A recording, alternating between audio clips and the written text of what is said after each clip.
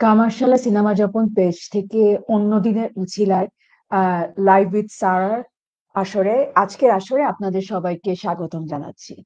কামার আহমেদ সালমান পরিচালিত এবং আমার প্রযোজিত অন্যদিন ছবিটা কান, লোকার্নো বা আহ, ইটফা বা ক্যামডেনের মতো উৎসবে নানান রকম আহ নানা পরিসরে ওটার বিভিন্ন অর্জন থাকলেও আমাদের দেশে আসলে নানা কারণে ছবিটা দেখানো সম্ভব হয়নি।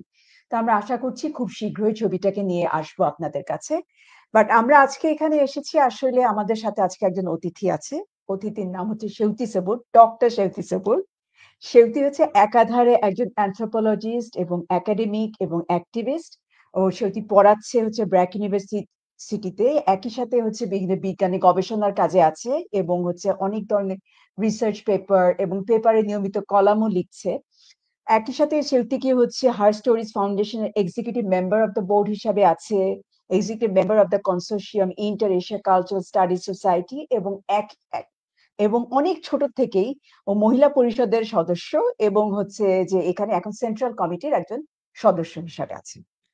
তো আমি শুরু করছি তাহলে। সেউতি, কি থ্যাংক খবর, ইউ কেমন সারা। আছেন? ভালো আছি এবং আপনাদের সবাইকে ধন্যবাদ আমাকে এখানে আমন্ত্রণ জানানোর জন্য। আমি তো শুরু করবো একদমই আমরা যেভাবে শুরু করি মোটামুটি ফর্মে। প্রথমে আপনার ছোটবেলাটা সম্পর্কে জানতে চাই, যে আপনার বেড়ে ওঠাটা কেমন ছিল। আপনি বলছিলেন যে আপনি ঢাকা, তারপরে হচ্ছে খুলনা, বিভিন্ন এবং কখনো উত্তরবঙ্গ। বেশ একটা ইন্টারেস্টিং একটা ছোটবেলা কেটেছে আপনার, সেটা সম্পর্কে একটু জানতে চাচ্ছি। আম, আমি সবাইকে বলি যে আমি আসলে ৩ আসলা, কারণ হচ্ছে যে ঢাকায় আমি থাকি। ঢাকা শহর আমার একদম পছন্দ না, মানে এখন পছন্দ। দীর্ঘদিন পর্যন্ত আমি ঢাকার সাথে নারীর কানেকশন করতে পারি নাই, যতক্ষণ পর্যন্ত না আমার নারী ছেঁড়া পুত্র জন্মগ্রহণ করেছে। ওকে। আমি বড় হয়েছি, জন্মেছি খুলনায়, বড় হয়েছি বাগেরহাটে, আচ্ছা। তারপরে সৈয়দপুরে, এবং পরে এসএসসির পরে আমি আসলে ঢাকায় এসেছি। আম, এবং পুরোটা সময় খুব অদ্ভুত জীবন এবং যাপন, কারণ হচ্ছে আমার বাবা বাম রাজনীতি করতো, মাও বাম রাজনীতি করতো। ফলে তাদের ওই বাম রাজনৈতিক একটা খুব জায়গা থেকে, এবং দুজনেই খুব ইন্টারেস্টিংলি কেউ কেন্দ্রে নেত্রী হতে চায় নাই। আচ্ছা। তারা আহ মাটির কাছে যে মানুষের কাছে যে রাজনীতি করতে চেয়েছে, এবং সেটা তারা করেছেনও একটা লম্বা সময় পর্যন্ত। ফলে আমার বাগেরহাটে বেড়ে ওঠার কারণ এটাই। আচ্ছা। বাবা মা বিয়ে করার পরে, যদিও বা দুজনেই ঢাকা ইউনিভার্সিটিতে হুম। ছাত্র ইউনিয়ন হুম। করতেন, হুম। পরে বাবা ন্যাপ, মা কমিউনিস্ট পার্টি এবং বাংলাদেশ মহিলা পরিষদ এবং খেলাঘর, হুম। তিনটের দায়িত্ব নিয়ে আসলে যান বাগেরহাটে। তো ওইভাবে আমি ক্লাস 5 পর্যন্ত ওখানে বড় হয়েছি। তারপরে যেটা হয় যে একটা সময় আপনারা জানেন, মানে আমার জীবন এবং বাংলাদেশের রাজনীতি প্রায় ওতপ্রোতভাবে জড়িত। জোর। তো বাবা ৮০-র দশকে যখন আম আ ইয়ে ছিল, মার্শাল ল বলতো তখন। হ্যাঁ। হ্যাঁ, তখন দেখা গেছে যে বাম রাজনৈতিক দলগুলো উপরে এক ধরনের নিষেধাজ্ঞা ছিল, হ্যাঁ। এবং একটা লম্বা সময় আন্ডারগ্রাউন্ড থাকতে হয়েছে। এবং বাবা তখন ওই এখন বুঝি, তখন বুঝতাম না যে একটা স্ট্রেসের কারণে এক ধরনের শারীরিকভাবেও বেশ অসুস্থ হয়ে গিয়েছিল। I think it was 80s, late 80s hmm. এ। হুম। তো বাবা একরকম ঠেলে-ঠুলেই মাকে বলল যে, "তুমি ঢাকা চলে যাও।" এবং ঢাকা চলে যাও, এবং ঢাকায় কি, কারণ তোমার ওখানে বন্ধু-বান্ধব আছে, আত্মীয়স্বজন আছে। তো ওখানে যেয়ে তুমি ইয়ে করো, কারণ এখানে আসলে বাচ্চা-কাচ্চা ইয়ে করতে পারবে না। বাট আমি আসলে সৈয়দপুর গেছি তার একটু আগেই, কারণ তখনও আসলে এই প্রিক্যারিটি গুলো ছিল। এবং ক্লাস 5 মানে হচ্ছে 4-5 এ তখন আমার নানু, আমি একবার একদম ছোট থাকতে নানুর কাছে ছিলাম এই সমস্ত কারণে। আচ্ছা। ৪ বছর বয়সে সৈয়দপুরে গিয়েছিলাম, আবার ফেরত এসেছি। তারপর আবার ৫ বছর থেকে আমার বোনরাও তখন এক বোন হয়েছে, আরেক বোন হবে। তো ৩ টা বাচ্চা, রাজনৈতিক জীবন সামলানো মার পক্ষে আসলে ডিফিকাল্ট ছিল। সো আমি স্যাক্রিফিশিয়াল ল্যাম্ব। আমাকে নানার কাছে পাঠিয়ে দিল। আ এবং সেটা আসলে ভালো হয়েছে। তখন অনেক অভিমান নানু করেছি। কোথায় ছিলেন? নানু সৈয়দপুরে ছিলেন। সৈয়দপুরে ছিল। হ্যাঁ, আচ্ছা। তো নানা ইঞ্জিনিয়ার ছিলেন রেলওয়েতে, এবং নানু ছিলেন হচ্ছে ওখানে পড়াতেন। তারা আবার ময়মনসিংহ এর, কিন্তু তারা ওখানে বড় হয়েছে, মানে আচ্ছা, ওখানে আচ্ছা। হ্যাঁ, ফাইনালি আসাম বেঙ্গল রেলওয়ের একটা অংশ হিসেবে ওখানে হ্যাঁ, তারা হ্যাঁ, বুঝতে পেরেছি। ফাইনালি রিটায়ার করে গেছেন। তো একটা লম্বা গল্প। এবং ওখানে সেটেল করে গেছেন। ওখানে সেটেল করে গেছেন। ফলে আমি আমি খুবই একেবারে এইদিকে হচ্ছে ভীষণ রকম কাদা মাটি নদীর মানুষ, আবার অন্যদিকে আমি বলি যে আমি হাফ খোট্টা বিহারি, হাফ মারওয়াড়ি, মানে like one part Marwari, part বাহে, পার্ট দক্ষিণের, পার্ট মানে সবকিছুর একটা মেলামেশা। ফলে ওইভাবে যদি বলি, আমার মনে হয় যে আমার মতো এরকম ওয়াইল্ড চাইল্ডহুড এবং এরকম ফ্রি জীবন, মানে বাবা মাকে এককালে বকাবকি করলে এখন আমার মনে হয়েছে যে আমার মতো না, এরকম এটা একটা অন্য স্বাধীনতা, একটা এক্সপেরিয়েন্স ছিল। হ্যাঁ, আমি একদমই বুনো এবং গেছো। আমি সারা জীবন, আমি এসএসসি পরীক্ষা পর্যন্ত আমি গাছে গাছে পড়াশোনা করেছি। সো বলে মানে এরকম পাগলা মজার শৈশব আমার মনে হয় না খুব বেশি খুব মানুষের বেশি আছে। মানুষের থাকে। আপনি তো কিছু পরবর্তীতে ঢাকায় আসলেন কবে বললেন? এই কলেজে নাকি? এই কলেজ, হ্যাঁ। কলেজে। সো আচ্ছা। আমি হোলি ক্রসে ভর্তি হলাম এখানে। মানে আমি বিকারুননিসা এবং হোলি ক্রস দুটোতেই ভর্তি হয়েছিলাম। তো আমার বাবা-মার হঠাৎ করে মনে হলো যে আমার আসলে সায়েন্স পড়া উচিত।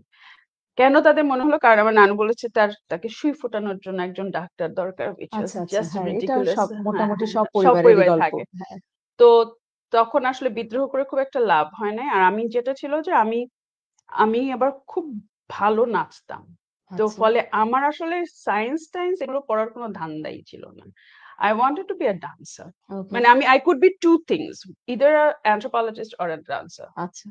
তো যেহেতু দেখলাম যে এত বছর নাচ-টাচ শিখে এরা বিশেষ পাত্তা দিচ্ছে না, তো আমি যে ঠিক আছে কয়েকদিন নাচ-টাচ করি। তারপরে যখন এইচএসসি পাস করে গেলে তো আমি তো চলেই যাচ্ছি। হয় আমি শান্তিনিকেতন যাচ্ছি, নাহলে আমি হেসারঘাটে যাচ্ছি। Like life is sorted. মানে বাট এই অ্যানথ্রোপোলজি বা সমাজবিজ্ঞান এটা পড়ার ইচ্ছাটা কোত্থেকে আসলো? মানে আমরা দেখছি যে আপনার পড়াশোনা হচ্ছে আপনি ঢাকাতে পড়াশোনা করলেন, হুম, তারপর হচ্ছে যে আপনার হিরোশিমাতে গিয়ে পড়াশোনা করলেন, জি, তারপর আবার সিঙ্গাপুরে গেলেন। সো হ্যাঁ, নানান জায়গায় আপনার জি, ইয়েটা জি, বিস্তৃত। হুম। সেই অ্যানথ্রোপোলজি বা সোশ্যাল সায়েন্স এর প্রতি অ্যাট্রাকশনটা বা এটা কোত্থেকে আসলো?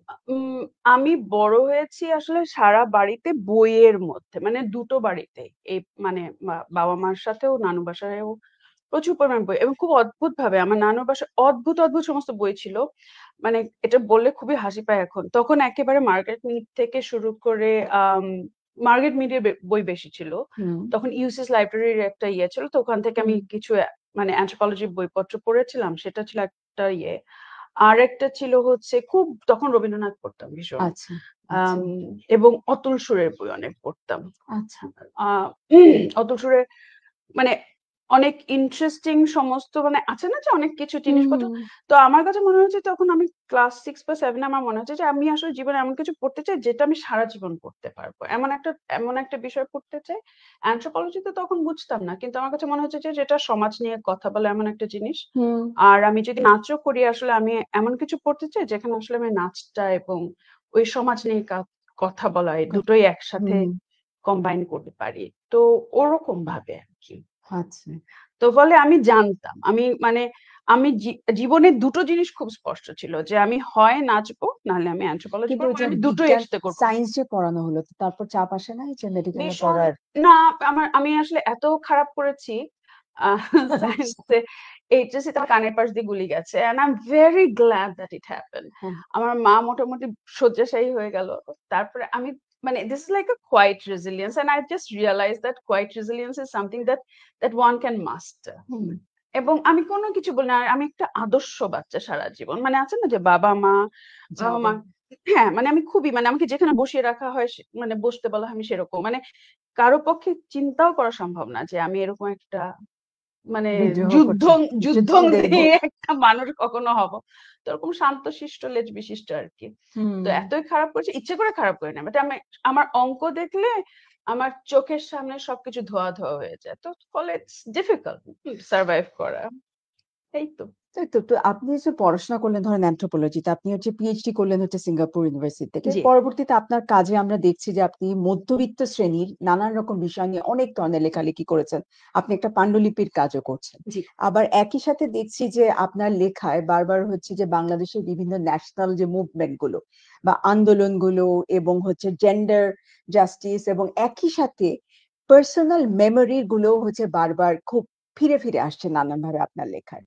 তো হচ্ছে যে আপনার যে পার্সোনাল যে জার্নিটা হুম, সেটা হচ্ছে যে ন্যাশনাল যে ন্যারেটিভ হুম। এবং হচ্ছে যে এই যে পার্সোনাল যে ন্যারেটিভ বিভিন্ন মানুষের এইটাকে কিভাবে কানেক্ট করছে? আম মানে একেকজন তো একেকভাবে দুনিয়া দেখে। হুম, আমার পক্ষে দুনিয়া আসলে রাজনীতির বাইরে দেখা সম্ভব না। আমি কখনো মুভমেন্ট নিয়ে লিখতে চাই নাই। বিশ্বাস করেন আমার কোনো ইচ্ছা ছিল না। আমার ইচ্ছা ছিল যে আমি আমার বই শেষ করব। আমি একটা শান্তশিষ্ট ভাবে আমি একটা একাডেমিক জীবনযাপন করব। আমার কোনো ইচ্ছা ছিল না। কিন্তু দেশের অবস্থা যেরকম আর কেউ কিছু ঠিকমতো লিখে না, তখন মেজাজ খারাপ হয়ে যায়। আর আমি তো ফেসবুকে ঝগড়া করতে পারি না। মানে আমার হুম, ফেসবুকে হুম। ঝগড়া করতে খুব বিরক্ত লাগে। ইটস লাইক কেন? সময় মানে নষ্ট, সময় নষ্ট, এনার্জি নষ্ট। এনার্জি নষ্ট। তারপরে বসে তারপরে ওই কে কি বলল ওটা চিন্তা করে আবার তারপরে সময় নষ্ট। সো এই এক্সহশন থেকে বাঁচতে আসলে আমি লেখা শুরু করি। খুব ওকে। সহজ। তো আমার লেখালেখি তো আমি মোটামুটি আ ইয়ে থেকেই মাস্টার্স থেকেই টুকটাক করে লিখছিলাম। কিন্তু ওগুলো আমার বিষয় হুম, ভিত্তিক মানে মিডল ক্লাস নিয়ে হুম, হুম, লেখা-টেখা হুম, ছিল। পরবর্তীতে যেটা হলো যে নাঈম মোহাইমান আমার বন্ধু খুব খারাপ একটা কাজ করেছে। সে আলালে দুলালে আমার ১ টা ২ টা লেখা ছাপলো। তারপরে দেখা গেল যে আমি লেখার রিসেপশন ভালো এবং তখন আমার অনেক মেজাজ শাহবাগ আন্দোলন চলছে। ভীষণ রকম মেজাজ খারাপ। বিবিধ কারণে মেজাজ হুম, খারাপ। হুম, মানে আন্দোলন নিয়ে খুশি যত হচ্ছি তত হচ্ছে যে মানে মানুষের বিভিন্ন পজিশন দিয়ে এবং নুয়ান্স ছাড়া একেবারে হুম, আ হুম, হয় এটা না হয় ওটা। হুম, হুম, এরকম হুম, একটা জায়গা থেকে বাইনারি থেকে বের হওয়ার জন্য আমার মনে হচ্ছে যে আমি আসলে লেখা শুরু করা জরুরি। এবং আমার মনে হয় I think Allah দুলালে one of the first piece ছিল ফরিদা আপা। ফরিদা আপাকে মানে ফরিদা আপা ১৩ দফা ডিফেন্ড করছিলেন তখন আচ্ছা। হেফাজতের। তো ওটার বিরুদ্ধে আসলে আমার অবস্থানটা স্পষ্ট করা যে কেন আসলে এটা সমস্যাজনক এবং নারীবাদীরা হুম, যখন এটা এন্ডোর্স করে তখন কেন সমস্যাজনক। হুম, ওরকমভাবে আরকি লেখা শুরু হয়েছে এবং তারপরে আম কেমনে হলো আমি ঠিক জানি না। তারপরে হচ্ছে যে শাহবাগের পরে তারপর মনে হলো যে আচ্ছা শাহবাগ নিয়ে যেগুলো লিখেছি এগুলো ছোট লেখা। তারপর শাপলা হলো। শাপলা নিয়ে লিখলাম। হুম, তারপরে one thing led to another. তারপরে একটা আসলো, প্রস্তাব আসলো বাংলাদেশের ৫০ বছর উপলক্ষে একটা লেখা। তো আমি যে লেখাটা আসলে লেখার এটা কোত্থেকে উপলক্ষে আসলো প্রস্তাবটা? আ এটা হাম্বল থেকে আসলো। South Asia chronicle. ওরা আমাকে যোগাযোগ করলো। বলল যে, "তুমি একটা বাংলাদেশের 50 ইয়ার্স অফ বাংলাদেশ এ তুমি একটা কিছু লেখো। হুম, কারণ তোমার ওই পিসেস গুলো আমরা দেখেছি, ওগুলো আমার কাছে ইন্টারেস্টিং লেগেছে। হুম, তুমি একটু কিছু লেখো।" তখন আমার কাছে মনে হলো যে, আমি যে লেখাগুলো আসলে লেখা হয়ে ওঠে নাই, কিন্তু আমি বিভিন্ন আম পরিসরে ওগুলো প্রেজেন্ট করেছি। আমি হুম, ম্যাডিসনে তখন অলরেডি আমাদের ম্যাডিসনে আমরা শাহবাগের ২ টো প্যানেল হয়েছে। তখন ওখানে প্রেজেন্ট করেছি। ২ টো পেপার প্রেজেন্ট করেছি। ২ two different kind of paper present করেছি শাহবাগের উপরে। তো আমার মনে হয় যে এত কথা বললাম, একটা আসলে প্রপার রাইটিং করি। হুম, তখন আমার কাছে মনে হলো যে like what I really want to right about. আমার এই রাগটা যে হচ্ছে অন্যদের সাথে যে আমি সবার সাথে তালে তাল মেলাতে পারছি না, এটার কারণ কি? এবং আমার কাছে মনে হলো যে আম আপনি জীবন আসলে কিভাবে দেখেছেন? হুম। পরে আমি দেখলাম যে এটা লিখতে গিয়ে I I went back to my memory. I too grew up Saidpur.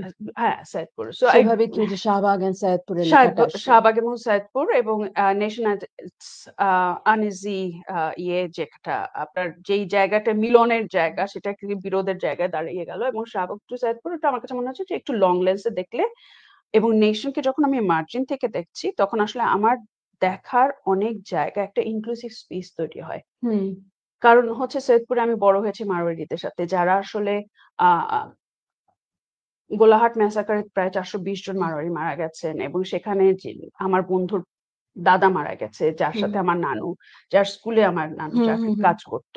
ফলে অনেক একটা জটিল একটা জায়গা এবং আমার নানাকে ধরে নিয়ে গেছে, লেবার ক্যাম্পে নিয়ে গেছে। আমার মা তখন ছাত্র সংগ্রাম পরিষদ আ তে কাজ করে এবং মারা তখন সৈয়দপুর থেকে আ পিস কমিটির চেয়ারম্যানের বাসায় তাদেরকে রাখা জি, হয়েছে। জি, হ্যাঁ। সো নানুকে রেখে যাওয়ার পরে এবং নানুদেরকে একদিকে হচ্ছে ছাত্র ইউনিয়নরা যেরকম ছাত্র ইউনিয়নের আমার বন্ধুরা যেমন খবর দিয়েছে যে, "না আসলে এখানে অ্যাটাক হুম, হবে, হুম, তোমরা হুম, বেরিয়ে যাও।" আবার একইভাবে নানা যে বেঁচেছেন, তার পেছনে তাকে যে সাপোর্টটা দিয়েছে সেটা ইউপিসিপি লেবার ইউনিয়নের লোকজন তাকে সাপোর্ট হুম, দিয়েছে, যারা হুম, কিন্তু বিহারি। হুম, হুম, তো আমার কাছে মনে হচ্ছে যে হিউম্যান কানেকশনস গুলো খুব জরুরি বোঝা। যে হুম, রাষ্ট্র বোঝার থেকে মানুষের আ ইন্টারেকশন গুলো বোঝা জরুরি এবং সৈয়দপুরে এখনো কিন্তু 60% বিহারি অ্যান্ড বাকিরা বাঙালি। বাকিরা বাঙালি। হুম, আম এবং এই যে মাল্টিটিউড এবং আমরা যখন 71 এর কথা বলি আমরা ভুলে যাই যে এর আগে 47 হয়েছে এবং তার আগে হুম, আ আমরা একটা ব্রিটিশ কলোনি ছিলাম যেখানে আসলে ইনডেনচার লেবার ছিল এবং যেখানে সারা ভারত থেকে হুম, বিভিন্ন জায়গা থেকে এবং ব্রিটিশ প্রচুর পরিমাণে হুম, লোকজন মিশনারিজ হুম, হুম, সৈয়দপুরে কিন্তু প্রচুর মিশনারিজ আমার জন্মের পরেও ছিল। হুম, হুম, আমি মিশনারি স্কুলে গেছি। তো ফলে এই যে নানান রকম এথনিসিটির একটা বাংলাদেশ, সেই হুম, বাংলাদেশ কিন্তু শাহবাগ ধারণ করে না। হুম, এবং এই হুম, কমপ্লিকেটেড ন্যারেটিভ ও শাহবাগ হুম, ধারণ হুম, করে হুম। না। ফলে এটা এমন না যে মানে আপনার কাছে কেন মনে হয় যে আপনি যে এটাকেই মূলত আপনি আপনার লেখাতে তুলে এনেছেন হ্যাঁ, যে এই যে সিলেক্টিভ মেমোরির ক্ষেত্রে আমরা খুব সিলেক্টিভ সিলেক্টিভ হয়ে হ্যাঁ, যাই যে হুম। কেন এই ব্যাপারটা এরকম আমরা সিলেক্টিভ মেমোরিতে চলে যাই বা একটা মানে একটা জেন্ডার্ড একটা পার্সপেক্টিভ চলে আসে আমাদের মধ্যে তার একটা বড় কারণ ইতিহাস চর্চার হ্যাঁ, ক্ষেত্রে। ইতিহাস আমার আমার কাছে মনে হয় যে তার একটা বড় জায়গা হচ্ছে যে আম nation at least most of the nations are very patriarchal হুম, এবং there is certain narrative that brings in certain kind of rage এবং নেশন তৈরি হওয়ার জন্য ওই রেজটা ওই ইউনিফিকেশনটা দরকার হয়। কারণ আমাদের যে শেয়ার্ড ন্যারেটিভ সেটা আ বা যে আমরা বলি যে ইমাজিনড কমিউনিটি সেটা কতগুলো একদম মানে একেবারে আ কি বলে? ওটা কোনো আনডিবেটেবল একটা পজিশন হুম, থাকতে হয়। হুম, তো সেটা হয়তো সার্ভ করে নেশনকে অনেক বেশি। ফলে যে কারণেই কিন্তু আপনি দেখবেন নারী মুক্তিযোদ্ধার যত গল্প আছে তার থেকে বেশি অবশ্যই ধর্ষণের কাহিনী মানে ওই মানে যেকোনো ইতিহাসে এর থেকে ভয়াবহ হ্যাঁ, ধর্ষণ সহিংসতার ঘটনাটারে এই বেশি চলে বিষয়টা আসে হ্যাঁ। আসলে। কিন্তু সেখানে নারী মুক্তিযোদ্ধারা যে কাজ করেছে বা তখন যে একটা পুরো দেশকে এই নারীগুলো যদি না থাকতেন, তারা যে ধর্ষিতা হয়েছে তাকে কিন্তু আবার পরের দিন যেয়ে আবার রান্না হুম, করতে হয়েছে হুম, তার হুম, বাচ্চা-কাচ্চার জন্য, হুম, তাই হুম, না? তো ফলে এই যে নেশন বিল্ডিং এর পিছনে যে এত সংখ্যক নারী সংসারকে ধরে রাখা, হুম, একদম হুম, 0 থেকে স্টার্ট করা এই হুম, গল্পগুলা হুম, কিন্তু আসলে হুম, ওরকম ভাবে নাই। হুম, তো ফলে এই যে আমাদের মানে আমাদের ওই রেজ এবং সেটার এগেইনস্ট এ অন্যদেরকে আদর করা, এই পুরো প্রক্রিয়াটা আমার কাছে মনে হয় ভীষণ প্রবলেম্যাটিক এবং ৫০ বছর হয়ে গেছে আমার মনে হয় যে এগুলো যেমন সত্য এর বাইরেও একটা বাংলাদেশ বসবাস করে। যেই অবশ্যই। বাংলাদেশে অব অসংখ্য মানুষ অবশ্যই এইটা হচ্ছে যে আমি যদি আ ছবির ক্ষেত্রে বলি যে আমাদের ছবি নিয়েও যখন বিভিন্ন হুম, জায়গায় যাই, এই একটা জায়গাতে কিন্তু ফাইট করতে হয় যে আমরা মানে যে দেশটাকে আমরা দেখাই এটা কিন্তু খুবই মিশ্র একটা দেশ। হুম, এখানে নানান কিছু নানান বর্ণের অনেক চিন্তাভাবনা, অনেক রকম মত আছে। হুম। কিন্তু somehow গ্লোবাল মিডিয়া আমাদেরকে যেভাবে পোর্ট্রে করে, বা সেখানে যেভাবে পোর্ট্রে একটা করছে। নির্দিষ্ট হ্যাঁ, করছে। সেখানে একটা নির্দিষ্ট একটা জিনিসই সবার কাছে রয়ে গেছে। সো এইটা একটা বড় একটা মানে চ্যালেঞ্জ হচ্ছে এটাকে ভাঙা। হুম, তো আপনি হচ্ছে যে বারবার করে আপনার লেখার মধ্যে যেটা বলছেন যে হচ্ছে যে ইতিহাসে এর মধ্যে এই যে মার্জিনালাইজড যে স্মৃতিগুলো যেগুলো বা হুম, মেমোরি গুলো যেগুলো হচ্ছে খুবই পার্সোনাল হুম, সেটা হচ্ছে যে দেশের মানে ন্যাশনাল একটা বড় ন্যারেটিভের মধ্যে অনেক সময় হারায় যাচ্ছে। হুম, তো আপনার কাছে কি মনে হয়? বাট ওইগুলোই আসলে আমার কাছে সত্য মনে হয়। কারণ ন্যাশনালিস্ট মেমোরি আবার হুম, এটার হুম, মধ্যে আরো অনেক রকম অনেক হুম। কিছু প্যাচ বিষয় আছে, থাকে, অনেক কিছু বিষয় রাজনীতি থাকে। আছে। হ্যাঁ, রাজনীতি আছে একদম। তো এই ক্ষেত্রে সমন্বয়টা কিভাবে সম্ভব বলে আপনি মনে করেন? আমার বা কাছে যে চ্যালেঞ্জ গুলো কি আসলে মূলত সমন্বয় করার ক্ষেত্রে? আমার কাছে যেটা মনে হয় যে যত বেশি আমরা চোখ মেলবো, যত বেশি আমরা মানুষের কথা বলতে শিখবো এবং যত বেশি আমরা ঢাকা থেকে বাইরে যেতে পারবো। কারণ হুম, আমাদের জীবন এত বেশি ঢাকা সেন্ট্রিক এবং ঢাকাও না, Facebook এর ঢাকা সেন্ট্রিক। হুম, সেখান থেকে আমি যতক্ষণ না বেরোতে পারছি, যতক্ষণ না পর্যন্ত মানুষের কাছে পৌঁছে যাচ্ছি এবং এটা খুব ইয়েও না যে এমন না যে আমি আ গিয়ে একটা এথনোগ্রাফি করলাম, আমি চট্টগ্রামে এথনোগ্রাফি করলাম তো আমি এখন খুব ওস্তাদ হয়ে গেছি। হুম, আমার কাছে যেটা মনে হয় যে মানুষের লিভড মেমোরি কারণ আমরা যখন একাডেমিয়াতে আসছি আমরা কিন্তু অনেকেই অনেক স্মৃতি নিয়ে আসছি, অনেক কিছু নিয়ে আসছি, অনেক ইতিহাস নিয়ে আসছি। সেই জিনিসগুলো যদি আমরা একটু করে আসলে সামনে আনতে পারি, আমাদের ভাবনাগুলোকে সামনে আনতে পারি। আমার কাছে মনে হয় যে এটা শুধু একাডেমিক ডিসিপ্লিন এর ক্ষেত্রে না, সকল ডিসিপ্লিন এর ক্ষেত্রে। যে আমার কাছে যেটা মনে হয় যে আমার invitation hmm, is to have a inclusive space, hmm, create an enabling space, creating a nurturing space যেখানে আসলে all these narratives can coexist. তার মানে আমার একটা ন্যারেটিভ আছে মানে অন্যগুলোকে আমার মুছে যেতে হবে বা আমি ডমিন্যান্ট ন্যারেটিভ এর আড়ালে হারিয়ে যেতে হবে এমন না। আমার মনে হয় যে ওই সহনশীলতা আ অসাম্প্রদায়িক বাংলার যে একটা স্বপ্ন নিয়ে বাংলাদেশ হয়েছিল হুম, সেটার সাথে খুব বেশি সম্পর্কিত। আবার একই সাথে ইন্টারেস্টিং আমি আপনার লেখাতে একটা হচ্ছে মানে একটা ইয়েও দেখলাম যে আপনি হচ্ছে একই সাথে যারা সেকুলার রাজনীতি এবং ধর্মভিত্তিক রাজনীতি দুটাকে কিন্তু আপনি হচ্ছে যে ন্যাশনালিস্ট একটা এর উপর ভর করে যে একটা জিনিসকে বের করে আনতে চাচ্ছে সেই জায়গাটাতে কিন্তু আপনি একটা কাইন্ড অফ হ্যাঁ, একটা হ্যাঁ। মানে আমার বিরোধী পোষণ একটা ইয়ে করেছেন। আছে। হ্যাঁ, আমার কাছে যেটা মনে হয় যে আমার ধর্মভিত্তিক রাজনীতি যেরকম dogmatic, um, secular রাজনীতিও can be very dogmatic and can be very dismissive as well. Um, এবং এই কারণে হয়তো অনেক সময় আমার রাজনৈতিক অবস্থান বুঝতে লোকজনের সমস্যা হয় বা একটু সময় লাগে তাদের মানে তুমি তাহলে কি বলতে চাচ্ছ? হুম, কারণ আমার দুনিয়াটা এত সাদা কালো না। কারণ আমি তো বড় হয়েছি আমার নানি প্র্যাকটিসিং মুসলিম ছিলেন। আমার বাবা ডগম্যাটিক সেকুলার। আর অন্য জিনিস কি সেটা আমি বলতে পারব না। কারণ এটা পাবলিকলি বললে বাবার জীবনেরও সমস্যা, আমার জীবনেরও সমস্যা। কিন্তু সে ভীষণ ডগম্যাটিক সেকুলার।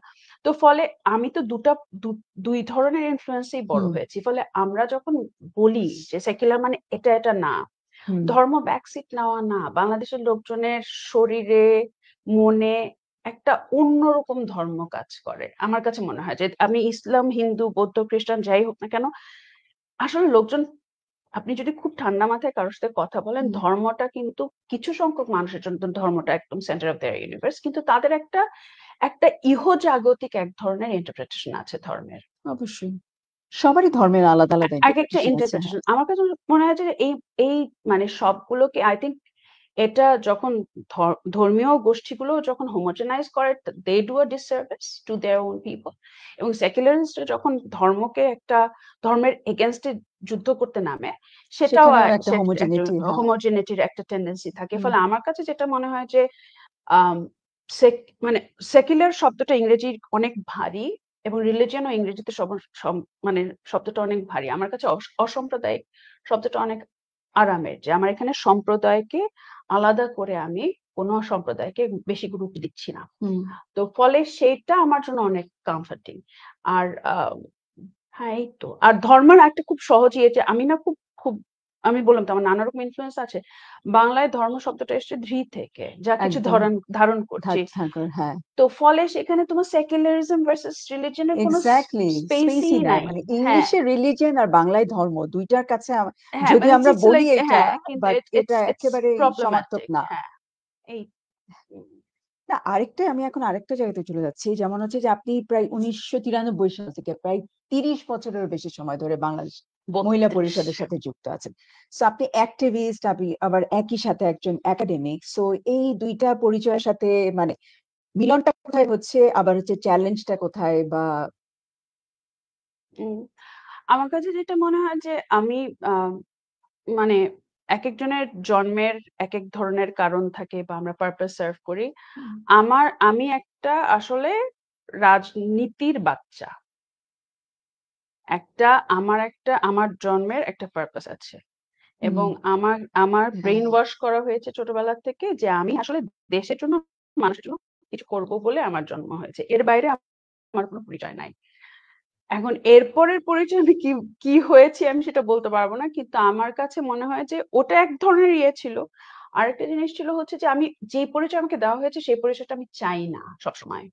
আমি নিজের মতো অবশ্যই। দুনিয়া দেখতে চেয়েছি। এই হুম, কারণেই কিন্তু আমি অ্যানথ্রোপোলজি পড়লেও আমি একটা লম্বা সময় দেশের বাইরে থেকেছি। হুম, আমি আসলে এই যে ২০০৩ থেকে ২০১০ পর্যন্ত আ প্রায় ১১ পর্যন্ত আমি একটা লম্বা সময় কিন্তু আমি নিজের জন্য ভাববার সময় নিয়েছি। এটা কিন্তু শুধু আমি পড়তে গিয়েছি। পিএইচডি বা মাস্টার্স বা পিএইচডি আমি কিন্তু শুধু পড়তে যাইনি। আমি নিজের জন্য ভাববার সময় নিয়েছি এবং আমি যখন এখান থেকে গিয়েছি তখন ২৩ বছর খুব অল্প সময়। আমার কাছে মনে হচ্ছিল যে আমি যখন ফিরে আসতে চাই, আমি জেনে বুঝে ফিরে আসতে চাই। আমি হুম, মানুষ হিসেবে কোথায় দাঁড়িয়ে আছি। হুম, তো আমি কিন্তু তখন মহিলা পরিষদ থেকে, পরিবার থেকে সবার কাছ থেকে ছুটি নিয়ে গেছি। পরিবার থেকেও ছুটি নিয়ে গেছি। আমি বলছি যে দেখো আমার এই সময়টা আমার সময় আমি নিজের মতো করে গুছিয়ে নিতে চাই। এবং যেহেতু ওটা আমি কারো উপরে ফিন্যান্সিয়ালি ডিপেন্ডেন্ট ছিলাম না, কারো উপরে ইন্টেলেকচুয়ালি ডিপেন্ডেন্ট ছিলাম না। আমার মনে হয় যে একেবারে আমাকে আমার মতো থাকতে হ্যাঁ, দাও। একেবারে। তো ওই কারণে যেগুলো সম্পর্ক বা যেগুলো ইয়েতে তখন আমার কাছে মনে হয়েছে যে আমি আসলে কোন জায়গায় সবচেয়ে বেশি আরাম বোধ করি এবং কোন মানুষগুলোকে চাই বা কোন হুম, মানুষগুলোকে বা কোন জিনিস আমি চাই না। আমি দেখলাম যে আমি আসলে রাজনীতির বাইরে থাকতে পারবো না। কিন্তু আমি রাজনৈতিক দল করব না। সেটা আমি ইউনিভার্সিটিতে যখন ছাত্র ইউনিয়ন যখন করতাম তখন আমি ডিসাইড করেছিলাম যে আমি ছাত্র ইউনিয়ন করব না, আমি মহিলা পরিষদ করব। হুম, এবং মহিলা পরিষদ করব বিকজ আমি নারী হয়ে নারীর বিপক্ষে দাঁড়ানোর মতো কোনো অবস্থাই নাই। এবং সেক্ষেত্রে আমি কোন সংগঠনের সাথে কাজ করব সেটাও খুব ন্যাচারাল ছিল। কারণ আমার জন্য আমার নানি এবং সুফিয়া নানু they were very, very important people. আমার দাদি। হুম, all this old feminists, I'm third generation. হুম, মানে আমি কিন্তু মানে যেটা হচ্ছে আমার মা করছেন বলে তা না। আমার জন্য আমার নানির জীবনযাপন, আমার দাদির জীবনযাপন এবং তারা কিন্তু কোনো সংগঠনের অংশ হিসেবে করেনি। আমার নানি করেছে বাট আমার দাদি না। তো এই যে একটা বিশাল প্রভাব এবং হুম, তারা যে জায়গাটা তৈরি করতে চেয়েছে আমার কাছে মনে হচ্ছে যে I want to continue that. হুম, এবং আমি কন্টিনিউয়েশন একটা বড় জায়গা হচ্ছে nurturing politics, where I can nurture life. Hmm, hmm, So আমার জন্য the natural call was to become an academic. আমার জন্য natural call was to become an activist. কারণ হুম, হচ্ছে যে আমি যে দুনিয়া দেখতে চাই সেই দুনিয়াটা নাই। হুম, সেই দুনিয়া যদি না থাকে তাহলে আমাকে কাজ করতে হবে। কোথায় আমি কাজ করতে চাই? ভাবনার জায়গায়। কোথায় আমি কাজ করতে হুম, চাই? যুদ্ধে ময়দানে। হুম, ফলে আমার জন্য এটা এমন না যে this and that. আমার কাছে মনে হয় যে I am Shruti Sopoor. That's all of these are hmm. me.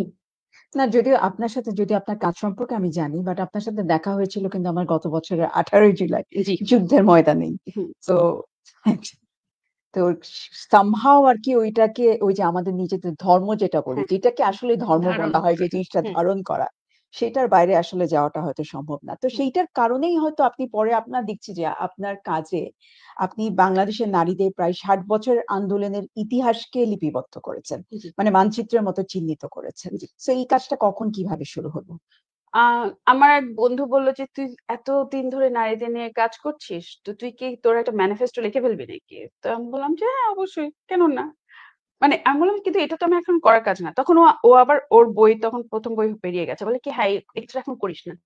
তুই বইটা লিখে ফেল, তারপর তুই এই কাজটা করিস।" তারপর যখন আমার বাচ্চা হয়ে গেল এবং বই লেখা হচ্ছে না, তখন বলল যে, "তুই কি বইটা আদৌ লিখবি?" আমি তো বললাম, "হ্যাঁ, অবশ্যই।" তো বলে যে, "আচ্ছা, তোর যদি বইয়ের লিখতে না লাগে তাহলে তুই নতুন একটা কাজ একটুখানি করে দেখ। তোর কিরকম লাগে?" হুম, তো ও আর আমি একটা আম গ্র্যান্টস এর জন্য এপ্লাই করেছিলাম। আম ইংল্যান্ডের one of the biggest grants. হুম, সেটা আমরা পেয়ে গেলাম। সেটা কার্ডিফ ইউনিভার্সিটি, আইআইটি হুম, এবং সব আমার পছন্দের মানুষদের সাথে কাজ হুম, করার জায়গা। তো তখন হচ্ছে a women's movement and civil society in hmm, Bangladesh. Hmm, hmm, তো বেসিক্যালি সিভিল সোসাইটি নিয়ে একটা ইন্ডিয়া বাংলাদেশের একটা বই হচ্ছিল। তখন ওটার একটা অংশ আমি করলাম, একসাথে কাজ শুরু করলাম। আর খুব ফুর্তির কারণ আমি আমার বন্ধুকে নিয়মিত দেখতে পাচ্ছি। আমি কার্ডিফ যাচ্ছি, লন্ডনে থাকতে পারছি একটা লম্বা সময় ধরে। বাই দ্যা ওয়ে আমার ফিল্ড ওয়ার্ক ও কিন্তু লন্ডনে। আচ্ছা, মানে আমার আচ্ছা, পিএইচডি ফিল্ড ওয়ার্ক ও লন্ডনে। তো আচ্ছা, ফলে আমার ২ নাম্বার বাড়ি, আমার জানের দোস্ত সব মিলায় টিলায় এবং হচ্ছে যে I can write on my own. I have a space. আইআইটিতে আমার একটা মোটামুটি every year few weeks I can sit there and write. হুম, কার্ডিফে আমার ২ সপ্তাহের জন্য একটা বাড়ি আছে হুম, যেখানে হুম, বসে, বসে লিখতে পারি। তখন আমার মনে হলো যে আচ্ছা আমি যখন লিখছি একটু সিরিয়াসলি লিখি। হুম, তো এই লিখতে, লিখতে যেটা হলো আমি বার্কলির একটা ফেলোশিপ পেলাম। এবং রাকারে আমার খুবই পছন্দের একজন সোসিওলজিস্ট এবং রাকারে অ্যাক্সিডেন্টালি আমার মেন্টর হলো।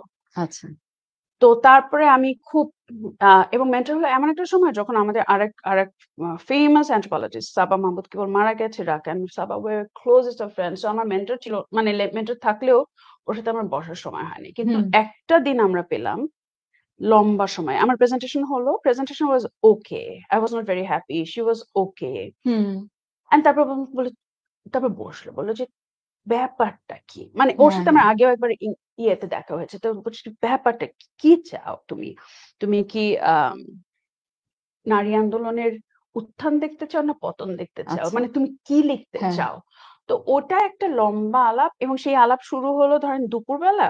রাত ১টা-২টা পর্যন্ত আমরা খেলাম, ডিনার করলাম। তারপর একটা পার্কিং লটে বসে আমার ডর্মের সামনে পার্কিং লটে বার্কলিতে পার্কিং লটে বসে আমরা আরো ০.৫ ঘন্টা কথা বললাম এবং দেন ইট কাইন্ড অফ জাস্ট কি বলে ওটাকে স্পার্ক। হুম, তখন আমি আমার এটাও মনে আছে আমি কান্নাকাটিও করেছি। আচ্ছা, কারণ কেন? কারণ হচ্ছে রাকা আম রাকার husband were very much part of the কলকাতার কমিউনিস্ট পার্টির সিনে রাকার শাশুড়ি শ্বশুর দুজনেই, এবং রাকার বাবা মা ছিল হচ্ছে উপাচার্য কলকাতা ইউনিভার্সিটি। তো উই কুড কানেক্ট ওই যে রাজনৈতিক জীবন এবং সেটার তুমি এত চাপ নিচ্ছ কেন?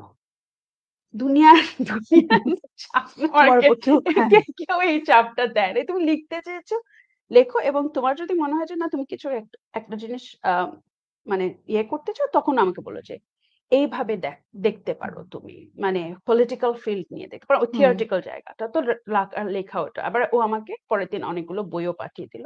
আমি এর আগে ওর লেখা পড়েছি, কিন্তু তখন বইটাই পাঠিয়ে দিল। তারপর আমি ওইখান থেকে আমার হলো যে পলিটিক্যাল ফিল্ড, এই যখন আমি রাজনীতি দেখছি সেখানে হচ্ছে নারীবাদী রাজনীতির যে ফিল্ডের ধারণা, এবং সেখানে শুধুমাত্র মুভমেন্টের গল্প না, সেখানে কে আমরা একে অপরের সাথে কিভাবে সম্পর্কিত, আপনার এক্সিস্টেন্স, আপনি যে ধরনের নারীবাদী হন কেন, দ্যাট ইম্প্যাক্টস মি অফকোর্স, বা আরো যারা ফিল্ডে আছে। তো এইগুলো এরকম ভাবে সবকিছু করে তখন আমার কাছে মনে হয় যে আমি সবকিছু নিয়ে বসি, এবং তখন মহিলা পরিষদের সাথে আমার একটা খুব ইন্টারেস্টিং রিলেশনশিপ চলছে, কারণ 30 বছর আমার মানে 30 বছর ধরে মহিলা পরিষদ করলেও আমার অনেক কিছু আছে যেটা আসলে আমি ঠিক মতো দিতে পারছিলাম না। আচ্ছা, আবার মানে আমি রেজিস্টও করছিলাম না, কিন্তু ঠিক মতো আমি যেখানে যে কাজগুলো করতে না পারার বিষয়টা কিরকম ছিল?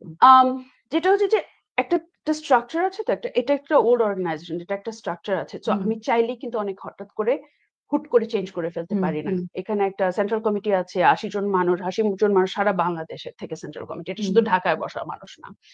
তো গ্রাসরুটের প্রতিটা মানুষকে আপনাকে বোঝাতে হবে, করতে হবে, মানে ইটস এ লং প্রসেস। এবং তারপরে দেখা গেল যে ওকে ফাইন, ঠিক আছে, আবার ছুটি নিয়ে যেতে পেরেছি, তো সবকিছু মিলে এক ধরনের গ্যাপ ট্যাপ করেছে। তারপরে আমার মনে হয় যে লিখতে শুরু করি, এবং লেখার পর থেকে, এবং আমাকে আমার অর্গানাইজেশন থেকেই বললো এই যে এনজিওইজেশন অফ ফেমিনিস্ট মুভমেন্ট, এটা তো ঠিক হয়নি, আমাদের কষ্টটা তো, মানে আমরা এত কষ্ট করেছি, আমরা তো এনজিও না, আমরা মুভমেন্ট স্পেস। আমি আপনার লেখা পেয়েছি, যেমন হচ্ছে যে গ্রাসরুট র্যাডিক্যাল ফেমিনিজম থেকে, তারপর এনজিওইজেশন অফ ফেমিনিজম, এবং তারপর হচ্ছে অ্যাডমিনিস্ট্রেটিভ ফেমিনিজম, অনেকগুলো টার্ম এসে বা এভলিউশন দেখিয়েছে। এই টার্নিং পয়েন্ট গুলো কি একটু যদি বুঝিয়ে বলেন? তো আমার একদম খুব সহজ ছিল যে দেখো, সব ফেমিনিস্ট প্ল্যাটফর্ম একরকম না, এবং সবাই যে নারীবাদী বলে সারাক্ষণ গালি দেয়, মানে মানুষ, you have to understand like it's not a homogenous space. এবং অ্যাডমিনিস্ট্রেটিভ ফেমিনিজম, যেখানে এনজিও যারা কাজ করছে, যেখানে ইউএন ম্যান্ডেট নিয়ে কাজ হচ্ছে, সেটা তো অ্যাডমিনিস্ট্রেটিভ, সেটা তো ডেলিভারেবলস আছে, সেটা এক ধরনের ডেলিভারেবলস আছে, সেখানে ফান্ডিং আছে, ম্যানেজমেন্টের ব্যাপার আছে। আবার বাংলাদেশ মহিলা পরিষদ যেরকম এনজিওর সাথে অ্যাফিলিয়েট করতে বাধ্য হয়েছে, কিন্তু এটা একটা মুভমেন্ট বেসড অর্গানাইজেশন, এবং এটা আমাদের 99% চলে আমাদের শ্রমে। আর একটা দুটো জিনিস হয়তো কম্পোনেন্ট হয়তো কেউ বন্ধু বৎসল কোনো থেকে ডোনেশন, কিন্তু এটা এনজিও না। তো ওই কারণেই কিন্তু আমার এই ফ্র্যাগমেন্টেশন গুলো করতে হয়েছে, যে এটা আসলে এটা আসলে এটা আসলে এটা না, এবং এক একটা ফেজ দিয়ে আমরা গেছে। এবং যেটা হচ্ছে যে বাংলাদেশে উইমেন্স মুভমেন্ট 70s থেকে 80s পর্যন্ত বা 90s পর্যন্ত নেশন বিল্ডিং এর সাথে কাজ করেছে। 80s পর্যন্ত অটোক্রেটিক রেজিম ফেলে দেওয়ার জন্য কাজ করেছে। অটোক্রেটিক রেজিমের সময় ডেমোক্রেটিক হওয়ার পরে এখানে বেজিং 95 এর পরে যেটা হয়েছে যে এক ধরনের মাশরুমিং অফ এনজিও, এবং সেখানে উইমেন ইন ডেভেলপমেন্ট এই অ্যাপ্রোচ থেকে কাজ করার কারণে অনেক বেশি নারীদের করে আসছে, সবকিছু মিলিয়ে টিলিয়ে, এবং সেখান থেকে এক ধরনের স্যাচুরেশন পয়েন্টও কিন্তু গেছে। এবং ফলে এই জিনিসগুলো যদি আমি আইডেন্টিফাই না করি, তাহলে আমার যে ফিল্ড বা পলিটিক্যাল ক্ষেত্র, সেটা কিভাবে বদলালো সেটা তো আমার পক্ষে বোঝা সম্ভব না। তো ওইটাই আর কি, যে একটু পেঁচায় আলোচনা করি, লোকজন এই পেঁচানো পড়াশোনা করতে চায় না, তারা সাদা কালো দেখতে চায়। ওকে, আর একটা জিনিস আমি জানতে চাই, সেটা হচ্ছে যে আপনি যে আপনার যখনই হয়তো রাজনৈতিকভাবে স্পর্শকাতর বিষয় হোক বা পার্সোনাল মেমোরি যখন হোক, যেটাকে লিপিবদ্ধ করতে চান না কেন, একজন অ্যানথ্রোপোলজিস্ট হিসেবে আপনি নানান ভাবে ফিল্ড নোটস, আর্কাইভাল ডকুমেন্টস, এবং at the same time oral হিস্ট্রির সাহায্য নিয়েছেন। তো হচ্ছে এখানে ওরাল হিস্ট্রি বা ওয়ার্কশপ, আমি যেমন আপনি বলছিলেন যে হুম, আপনি গত 2 দিনে মনে হয় একটা ওয়ার্কশপের মধ্যে হুম, হুম, ছিলেন। হুম, হুম, সো এই যে এই লিপিবদ্ধ নারীবাদের যে হিস্ট্রি, হুম, যেটা একদম হুম, গ্রাসরুট লেভেলে হুম, এটা কিভাবে হচ্ছে হুম, কাজটা, বা সেইখানে যে নারীবাদের হুম। হিস্ট্রি, এইটাকে লিপিবদ্ধ করার ক্ষেত্রে ওরাল হিস্ট্রি বা হচ্ছে যে ফিল্ড নোটস, এটাকে কিভাবে আপনি ব্যবহার করে থাকেন? আমার যেমন হচ্ছে যে দুটো কাজ, আমার কাজ যখন আমি মানে বার্কলিতে পৌঁছানো পর্যন্ত আমার কাজ কিন্তু ইট ওয়াজ ভেরি ইন্টারেস্টিং। আরো লম্বা আগের কথা, 2014 হবে, 14 বা 16-তে। আমি তখন আসলে 60s এর নারী আন্দোলন, যে মিলিটেন্ট হুম। উইমেন্স হ্যাঁ। মুভমেন্ট 60s থেকে 70s, ওই সময়টাকে ধরার চেষ্টা করছিলাম এবং ওই সময়টা একটা লেখা করতে, মানে হুম। কোল্ড ওয়ার টাইমে, এবং ইয়া। তখন ইলোরা আপার বই এখন সিটিজেন মিরর বেরিয়েছে। হুম, হুম, হুম। তো আমরা একসাথে একটা প্যানেল করেছিলাম। তখন আচ্ছা। করতে গিয়ে আমি কিছু জিনিস, যেটা হয়েছে যে আমাদের যারা আম নারী আন্দোলনের সাথে যুক্ত ছিলেন, মূলত মহিলা পরিষদের, তাদের এক ধরনের ইন্টারভিউ করেছিলাম। That was the oral history ইয়ে। ওটা একদম আলাদা জিনিস ছিল। এটা যখন লিখি তখন দেখা গেল যে আমার আসলে অনেক সেকেন্ডারি রিসোর্সেস ইউজ করতে হচ্ছে। অনেকের সাথে কথা বলতে হচ্ছে, এবং আমি যে ম্যানিফেস্টোটার কথা বললাম, যেটা ওটা তো আসলে ফাইনালি হুম, লিখেছি। হুম, সো হুম, হুম। আপনি যেটা পড়েছেন ওটা আসলে ওই ম্যানিফেস্টোরই একটা হ্যাঁ, হ্যাঁ, অংশ। হ্যাঁ।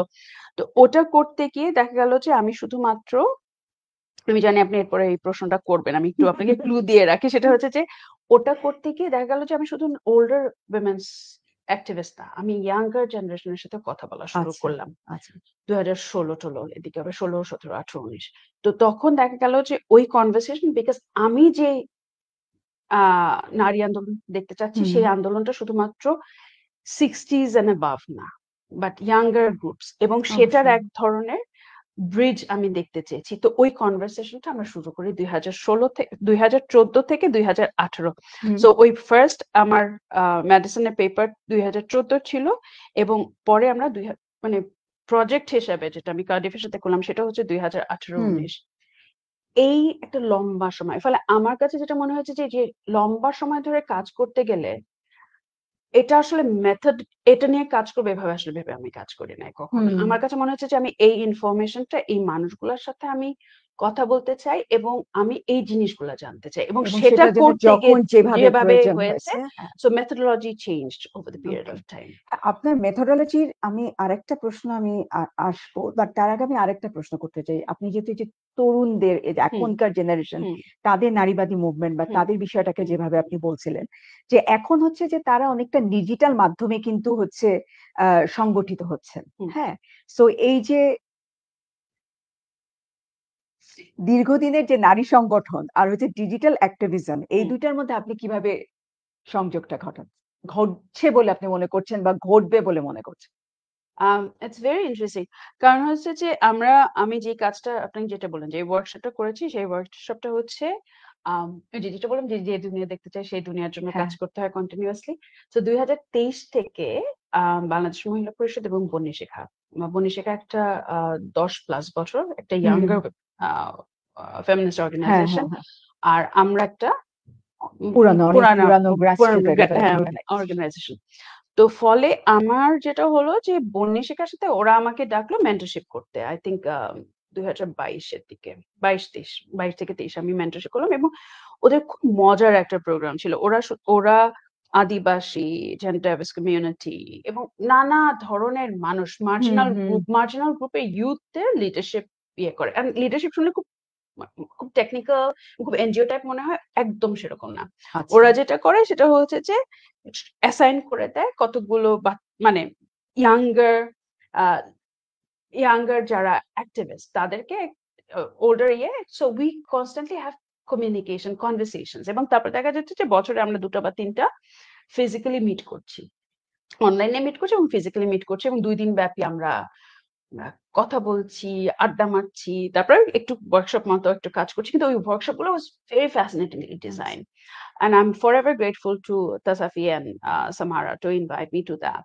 এবং ওই কনভারসেশন থেকে we had a solid friendship. যে আমরা এমন কিছু করতে চাই যেখানে আসলে আমরা যে ধরনের আন্দোলন দেখতে চাই, হুম, আ এর মাঝখানে কিন্তু ২০২২ এর দিকে ফেমিনিস্ট অ্যাক্রস জেনারেশন এবং রেজ এগেইনস্ট রেপ, ওই যে হুম, একটা ভয়ানক নরসিংদীর একটা ভয়ানক হুম, রেপ নিয়ে হুম, ইয়ে হুম, হলো হুম, যে হুম। মুভমেন্ট হলো, তখন ওই সময়ে আসলে ইয়াঙ্গার ফেমিনিস্টরা রিচ আউট করেছিল। উমামা এবং অন্যান্যরা, সুদেশ নায়রা রিচ আউট করেছিল যে সমস্ত সিনিয়র অর্গানাইজেশন গুলোকে একটা ইয়ে করতে, এন্ডোর্স করার জন্য ওদের Yeah. ইয়েটাকে। তো ফলে এই যে মৈত্রী যাত্রা আমরা দেখছি, আমাদের মনে হচ্ছে এটা one of thing. It's not actually ২০২২ থেকে এরা কাজ করছে, মানে ইয়াঙ্গার ফেমিনিস্টরা কাজ করছে এবং তারা এন্ডোর্স করতে চেয়েছে, তারা একটা ব্রিজ করতে চেয়েছে ওল্ডার হুম, অর্গানাইজেশনের সাথে। ওই সময় কিছুটা হয়েছে, কিছুটা হয়নি, একভাবে হয়েছে এবং তাদের অনেকেই আবার যারা সিনিয়রদের সাথে কাজ করেছে তারা they were not satisfied with that. তো পরে আমরা যেটা ২৩ এ এসে আমরা ইউএন উইমেন কে পিচ করলাম। আমি মানে আমাদের আমরা ফ্রেন্ডসরা মিলি যে আমরা একটা ইন্টারজেনারেশনাল ইনক্লুসিভ মুভমেন্টের জন্য কাজ করতে চাই এবং আচ্ছা। ইভেন উইমেনের তখনই ওরা জেনারেশন ইকুয়ালিটি বলে একটা জিনিস সারা বিশ্বে হুম, হচ্ছে। হুম। তো এইটা ওটার সাথে অ্যালাইন করলো, প্রজেক্টটা আমরা পেলাম এবং ২২ থেকে এই পর্যন্ত কিন্তু আমরা ২২ থেকে ২৫ ৩ বছর কিন্তু আমাদের আচ্ছা। মানে ২২ থেকে আমরা প্রস্তুতি হুম, শুরু করলাম, ২৩ থেকে আমরা ইয়ে করলাম। তো ২৩ থেকে ২৫ কিন্তু আমরা ওই কাজটাই করে যাচ্ছি। হুম। ফলে আমরা মানে কাজটা সম্পর্কে কি আরেকটু বলবেন হ্যাঁ, যে কিভাবে? ওটাই। সেটা হচ্ছে যে আমরা কিন্তু প্রতিটা এই যে যতগুলো ছোট, ছোট আম ইউথ অর্গানাইজেশনস আছে, মানে সেটা কি শুধুমাত্র উইমেনস ঢাকা না, কেন্দ্রিক না, না, না, নাকি একেবারে না। আমাদের ৫ টা বিভাগে আমরা এর আগে করেছি, ৪ টা বিভাগে একটা করতে পারি নাই আ জুলাই মুভমেন্ট এর কারণে। এখন আবার ৮ টা বিভাগে। সো ১৩ টা আ রিজিওনাল কনভারসেশনস হয়েছে এবং ঢাকায় কনভারসেশন হয়েছে এবং তাদের তাদের স্বপ্ন, আকাঙ্ক্ষা এবং যে ধরনের তারা নারী মুভমেন্ট দেখতে চায়, সারা বাংলাদেশে নারীদের ওই আকাঙ্ক্ষার প্রতিফলন হচ্ছে চার্টার অফ ডিমান্ড। হুম, যেটা আসলে এবার যে নারী কমিশন রিপোর্ট হয়েছে, নারী সংস্কার কমিশনের যে রিপোর্টটা এসছে, তার একটা মূল টেক্সট ইজ দ্যাট। তো ফলে এই কাজটা কিন্তু আমরা করতে পেরেছি। এখন আচ্ছা। কারো কাছে হয়তো এটা মনে হচ্ছে যে মানে এটা সম্ভবত একটা ইউএন মার্কা কাজ। কিন্তু এর পেছনে কেউ দেখবে না যে ২০১৪ সালে যদি ওই লেখাটা মানে আমি না আমাদেরকে লিখতাম। যদি আরেকটু বলতেন যে আপনার যেটা যে বিভাগীয় পর্যায়ে যে হ্যাঁ, পার্টিসিপেশন ছিল, সেই পার্টিসিপেশন গুলো কোন শ্রেণী পেশার নারীরা তাতে এখানে অংশগ্রহণ ছিল? যতগুলো আছে সেখানে, কারণ যেহেতু ইনক্লুসিভ বলছি, সেখানে আমার শ্রমিক আছে, একদম ফিশার folk থেকে শুরু করে, ফার্মার্স থেকে শুরু করে, মানে কৃষক থেকে শুরু করে আম এবং সেখানে চাষী নারী হুম, যারা আছেন, শ্রমিক নারী যারা আছেন, জেন্ডার ডাইভার্স হুম, গ্রুপের যত নারী আছেন, দলিত আছেন, তারা যৌনকর্মী আছেন, আদিবাসী আছেন এবং সবচেয়ে বড় সেটা হচ্ছে যে যারা স্পেশালি এবলড হুম, শারীরিক এবং মানসিকভাবে। তো ফলে এই জিনিসগুলো সব ধরনের মানুষকে নিয়েই কিন্তু এই কাজটা করা হয়েছে এবং শুধুমাত্র বয়স্ক না, তরুণী এবং হুম, বিভিন্ন ধর্মের। হুম, সো ধর্ম, লিঙ্গ, শ্রেণী আ এবং গোষ্ঠী হুম, নির্বিশেষে এই কাজটা হয়েছে। হুম। আচ্ছা। তো সেই ক্ষেত্রে আমি একটা জিনিস বলতে চাইছি যে এখনকার যদি হচ্ছে এখনকার পরিপ্রেক্ষিতে যে আপনার এই এক্সপেরিয়েন্স গুলো এবং একই সাথে হচ্ছে যে আপনি কখনো অ্যাসিড সন্ত্রাস থেকে শুরু করে গৃহকর্মীদের জন্য প্ল্যাটফর্ম নানান রকম হুম, জোট হুম, নিয়ে হুম, কাজ হুম। করেছেন। সো আপনার কাছে কি মনে হয় যে নারীবাদীদের এখনকার প্রেক্ষাপটে নারীবাদীদের একটা জোট কেমন হওয়া উচিত বা কিভাবে এটা আরো ইমপ্যাক্টফুল হয়ে উঠবে? আমার মনে হয় যে নানা রকম জোট হচ্ছে এবং মৈত্রী যাত্রা তার একটা প্রতিফলন ছিল। বাট বা এই চার্টার অফ ডিমান্ড বা মৈত্রী যাত্রা বা ইভেন কমিশন রিপোর্ট কিন্তু এই জোটগুলার একটা প্রতিফলন। আমার কাছে মনে হয় যে প্রতিটা সময়ে এবং প্রতিটা তার অ্যাক্টিভিস্ট যারা যেখানে আছে সেখানে তারা নির্ধারণ করবে যে সেই মুহূর্তের আন্দোলনটা কিরকম হবে। আমি আসলে আমি নিজেকে সবসময় ফুট সোলজার হিসেবে দেখতে চাই এবং দেখতে পাই এবং আমার কাজটা আসলে এই সময়কে লিপিবদ্ধ করা। হুম। সো এর থেকে বেশি বড় রোলে আমি দেখতে পাই না নিজেকে। আচ্ছা, আচ্ছা। না সেই জায়গাটাতে আপনি যখন বলছিলেন যে আপনি সময়টাকে লিপিবদ্ধ করার কাজটা করতে চাচ্ছেন বা করছেন, হুম, সেই জায়গাটাতে আপনি হচ্ছে আপনার গবেষণা পদ্ধতিতে একটা কথা বলেছেন যে আপনি হচ্ছে একটা নেগেটিভ মেথোডোলজি ব্যবহার করেন। যেখানে হচ্ছে যে সাইলেন্স এবং অ্যাবসেন্স হুম, এইটার উপর জোর দেওয়া হয়। হুম। তো এইটা বলতে আপনি আসলে কি বোঝাচ্ছেন? মানে কিভাবে অ্যাবসেন্স প্রেজেন্স এর চেয়ে আরো শক্তিশালী হয়ে ওঠে? আ আমার কাছে একটা যে বড় জায়গা যেটা মনে হয় সেটা হচ্ছে যে এই যে ইভেন ধরেন এই জোটের কথা যে বললেন, হুম, কারা সাইলেন্সড গ্রুপ? আচ্ছা। তো সেই গ্রুপগুলো আমার ডমিন্যান্ট কারা তার ইয়েতে তার বিরুদ্ধে কারা সাইলেন্ট গ্রুপ হিসেবে কাজ করছে এবং কেন তাদের সাইলেন্স গুলো কিভাবে এই সাইলেন্স গুলো আর্টিকুলেশনের জায়গায় নিতে গেলে আমাকে কি ধরনের এনেবলিং স্পেস তৈরি করতে হবে, দ্যাট ইজ দ্য মেথোডোলজি। আমি সেটা আমার ঐতিহাসিক প্রেক্ষাপটেই বলি না কেন, আর বর্তমানের প্রেক্ষাপটেই বলি না কেন, বা নারীবাদী আন্দোলনের ক্ষেত্রে বলি না কেন, বা আমার কোনো এথনোগ্রাফির ক্ষেত্রে, সেটা আমার কাছে মনে হয়। আপনি তো আরেকটা ইন্টারেস্টিং কাজ যেটা করছেন, যেটা হচ্ছে আপনার পাণ্ডুলিপি, সেটা হচ্ছে যে আমাদের বাংলাদেশের ধনী মধ্যবিত্ত শ্রেণীর বিবাহ এবং বন্ধুত্বের নেটওয়ার্ক, এটা নিয়ে একটা কাজ করছেন। এই কাজটা করার পেছনে মোটিভেশনটা কোথায়? আমার কাজ আসলে এখান থেকেই শুরু হয়েছিল, কারণ আমার কাছে মনে হয়েছে আমি ভীষণ রকম প্রিভিলেজ একটা মানুষ, এবং ভীষণ এই প্রিভিলেজ থেকে আমার কাছে মনে হয়েছে যে এটা খুব জরুরি টু ডিবাঙ্ক দ্যাট প্রিভিলেজ। আচ্ছা। এবং সেখানে আমরা যে একটা প্রিভিলেজ গ্রুপ হয়ে অনেককে সাইলেন্স করি, এবং আমাদের শ্রেণীর ইয়েতে সেখানে যেমন স্ট্রাগলের গল্প আছে, এর গল্প আছে, সেটা যেমন সত্যি, আবার একই সাথে আমাদের একটা অলিগার্কিক পাওয়ারও আছে, আমাদের নেটওয়ার্ক খুব শক্তিশালী, আমরা সেটা ম্যানিপুলেট করি, এবং আমরা সেটা ম্যানিপুলেট করার অন্যতম জায়গা হচ্ছে বিয়ে এবং বন্ধুত্ব। ওকে। আমার কাছে মনে হচ্ছে ক্লাস বুঝতে গেলে আমরা ক্লাস শ্রেণী যখন বলি তখন সাথে সাথে মনে হয় যে অর্থনৈতিক অবস্থা, কিন্তু আমার কাছে মনে হয় যে অর্থনৈতিক অবস্থায় সামাজিক যে যোগাযোগ, মানে যে ধরন ধারণ, এবং আমরা যে এত মানে আমি আপনাকে মনে হয় কথা প্রসঙ্গে বলছিলাম যে richness is not about how much money we have, but how many friends we have, how many network that we have, এবং আমাদের পড়ালেখা কত, আমরা তো ভীষণ স্নব। তো এই জিনিসগুলো আমার অপছন্দটা থেকে আমি আসলে মধ্যবিত্ত নিজের শ্রেণী পাঠ করতে শুরু করি। না, খুবই চমৎকার। তো আমি তাহলে আরেকটু জানতে চাইবো যে এই মধ্যবিত্ত শ্রেণী, মানে যেটার মধ্যে আপনিও পড়েন, আমিও পড়ি কিছুটা, তো এই মধ্যবিত্ত শ্রেণীর মধ্যে মানে এরা হচ্ছে দেশের যে আকাঙ্ক্ষা বা জাতিগত একটা উদ্বেগ বা শঙ্কার মধ্যেও তো আমরা আছি সারাক্ষণ, এটাকে কিভাবে ধারণ করে? তাদের রিঅ্যাকশনটা কি এখানে বা অ্যাকশনটা কি? আমি আসলে এটা একটা নেভার এন্ডিং কাজ, কারণ আমি 20 বছর ধরে এই কাজটা করছি, এবং আমি এই কারণে মনে হয় আমার বইটা শেষ হচ্ছে না, কারণ আমি যখন মনে হয় যে জিনিসটা গুছায় নিয়ে আসি, সাথে সাথে তারা এমন একটা কিছু করে ফেলে, তারপরে মনে হয় যে আবার কি ধরনের, মানে এরকম মানে একটা বলেন, বুঝিয়ে বলেন একটা মানে এই যে ঘটনা যে ধরেন এই কখন। যে জুলাইয়ের আন্দোলন করে ফেললো, মানে শাহবাগ আন্দোলন পর্যন্ত you understand, and then July আন্দোলন হয়ে গেল, তারপর আপনি এখন আপনি কি বলবেন? ইটস লাইক, ও আচ্ছা, হ্যাঁ, এটা আমি জানি, এটা হতে আন্দোলনটা পারতো, হলো, হ্যাঁ। হতে পারতো। Oh so this is how the whole class is realigning. তো মানে এই যে একটা জটিল পরিস্থিতি, সেই পরিস্থিতির মধ্যে আমরা সবাই আছি, এবং আমার কাছে মনে হয় যে মধ্যবিত্ত এবং এই জুলাই আন্দোলনের একটা বড় জায়গা কিন্তু এই পুরানো মধ্যবিত্তকে উৎখাতের আন্দোলন। আমার মনে হয় যে এই ক্লাস অ্যাংস্টটা বোঝার ব্যাপার আছে।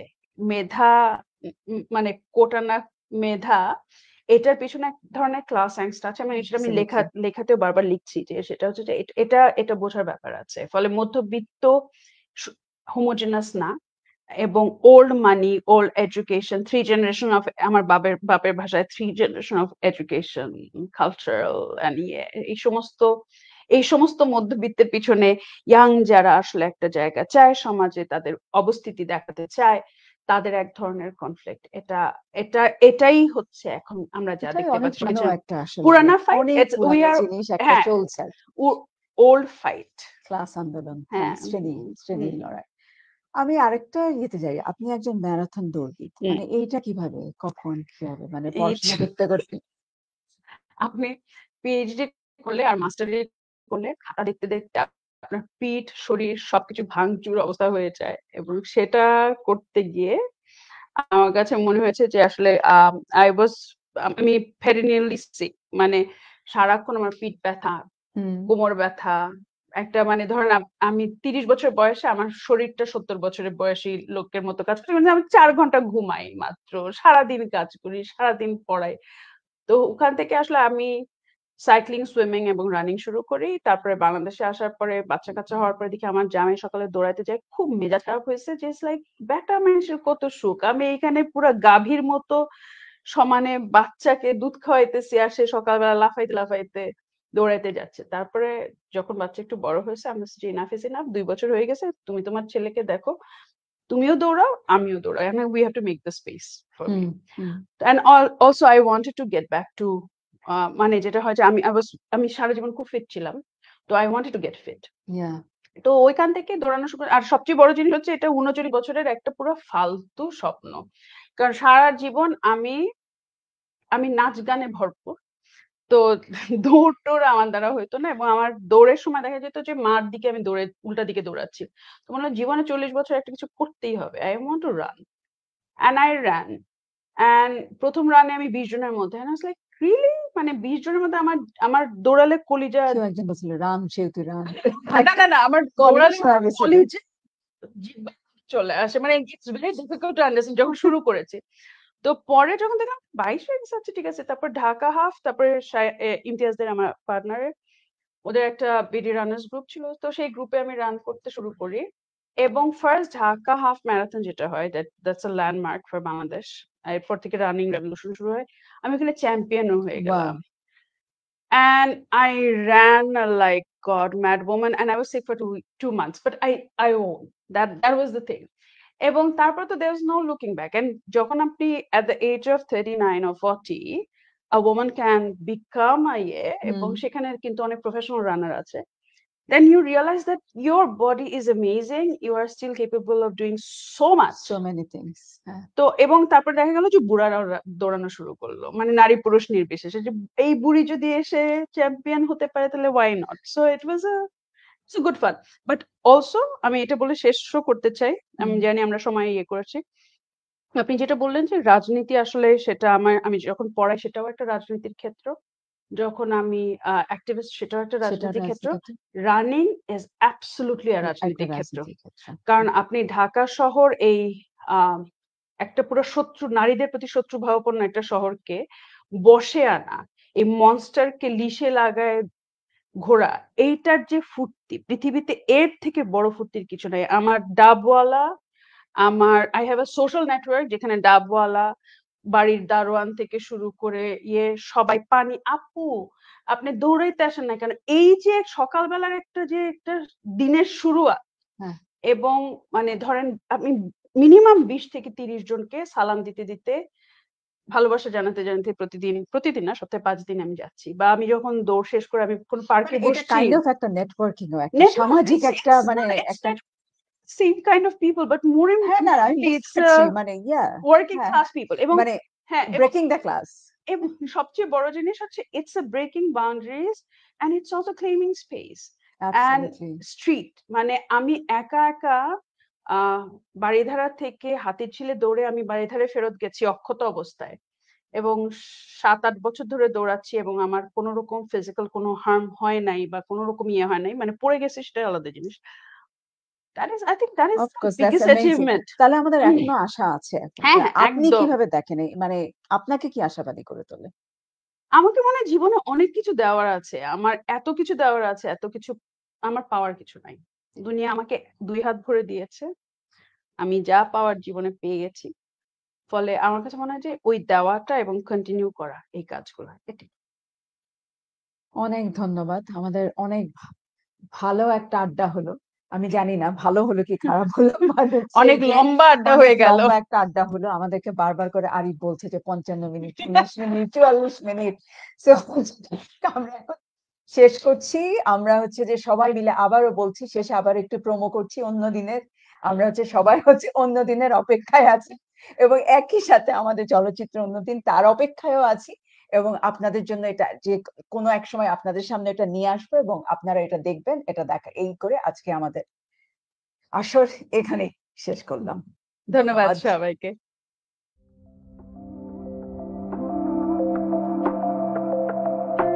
ধন্যবাদ